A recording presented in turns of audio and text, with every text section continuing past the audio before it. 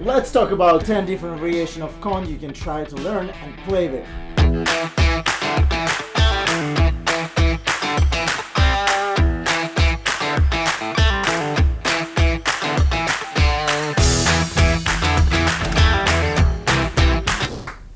So how we can use the Kong in different variation now. One is a dive Kong, is to clear the gap before the obstacle, and takeoff is to clear the gap after the obstacle. Kong drop, not as popular as in 2010, but still looks pretty cool. It's a handstand on the edge of the wall where you start falling forward, and on your way down, tuck feet and bring them between arms. Kash, it's a Kong to dash. If you don't know what dash vault is, go check my video about the dash vault and different variation. I don't remember how many I gave it to you guys. Let's go check that. The Kash vault is more usable for high obstacles. By doing the Kong, be sure you have enough push from your arms so you have enough space to bring your feet in the tuck position. And when you place your hand second time behind you as a dash, kick your feet out and try to bring your hips up to not hit your tailbone on the concrete or wood obstacle.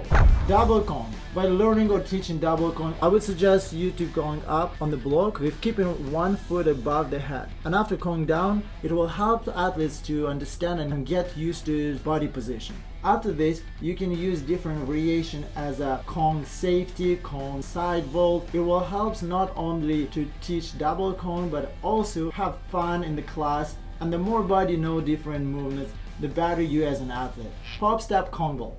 Really helpful to quick jump over a high obstacle or jump onto it. Be sure an athlete has a really good pop step. Cast to Kong. Really cool trick and really helpful to get over the bar. Work on the cast first. Check that you or your students can do cast to safety vault, cast to side vault, and cast to Kong up. If you can do cast to Kong up, only what you will need is to bring hips higher, lean forward as we do dive Kong, and tuck. Don't rush with your tuck or you will stumble. The next three Kongs are very advanced variation. Kong front flip. I could say it's pre-intermediate level. If an athlete know how to do front flip, it will not make any problem to learn. If you will find the right progression for this combo, your students will be like a mind who learned Kong front flip before even front flip. Just remind you guys, the front flip push from hands, it's not a Kong front flip. Check on this video, you can see the difference. It's a different timing and different set for flip. When you do front flip push, you focus on the front flip first and after you pushing.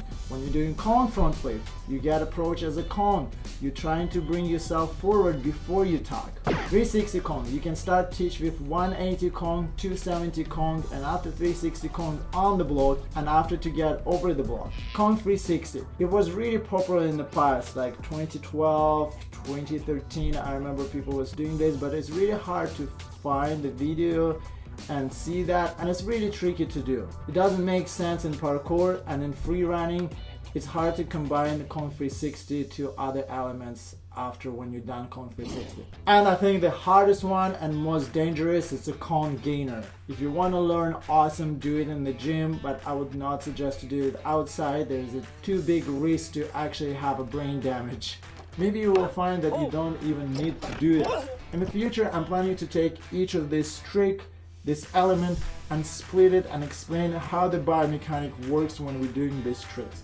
Okay guys, stay tuned, stay with me, subscribe, and I will see you in next video. Have a good week. Okay. Now we have to edit. Oops.